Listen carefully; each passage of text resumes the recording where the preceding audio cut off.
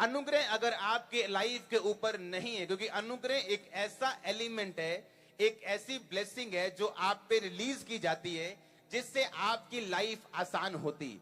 ये अनुग्रह एक पास्टर के ऊपर भी रिलीज किया जाता है, एक सिंगर के ऊपर रिलीज किया जाता है, एक विश्वासी के ऊपर रिलीज किया जाता है, एक क्रिश्चियन बिजनेसमैन के ऊपर भी रिलीज किया जाता है। जिस काम को करने के लिए परमेश्वर ने उसे बुलाया वो काम वो नहीं कर सकता तब तक अच्छी तरह से, जब तक उस काम को करने का अनुग्रह उसकी जिंदगी पे ना आए। तो आमीन। कितने मेरी बात को समझ रहे हैं?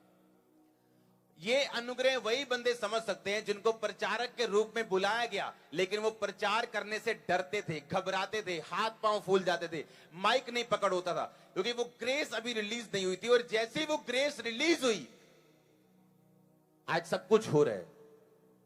आमीन। ग्रेस के बिना आप कहीं पहुंच नहीं सकते, अनुग्रह के बिना आप कहीं पहुंच नहीं सकते। इसीलिए हर पत्री की शुरुआत में लिखा कि परम पिता परमेश्वर की ओर से, प्रभु यीशु मसीह की ओर से तुम्हें अनुग्रह और दया और शांति मिलती रहे। आमीन।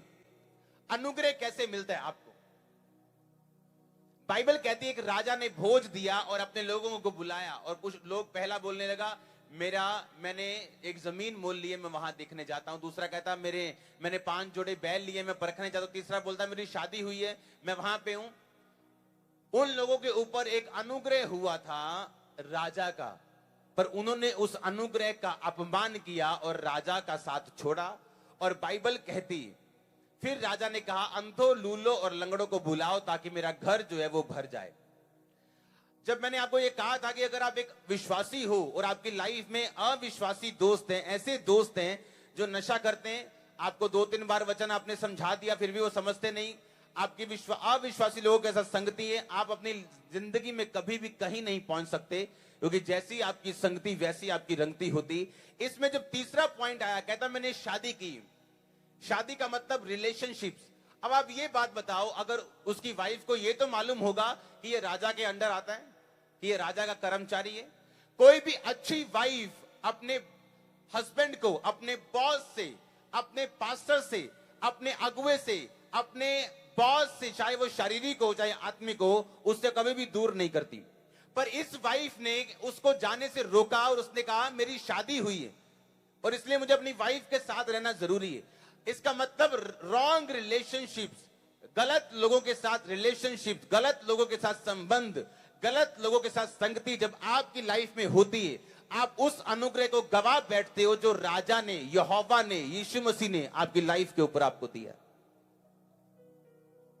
आमीन।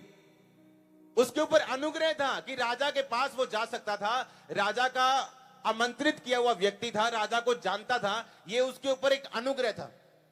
और बिना अनुग्रह आप अपनी लाइफ में कुछ नहीं कर सकते, और अनुग्रह गवाने में टाइम नहीं लगता। और बाइबल कहती है उसने कहा मेरी शादी हुई। कोई भी भली वाइफ आपको परमेश्वर में चलने से रोकेगी नहीं, आपको प्रेयर करने से रोकेगी नहीं, आपको बोने से रोकेगी नहीं।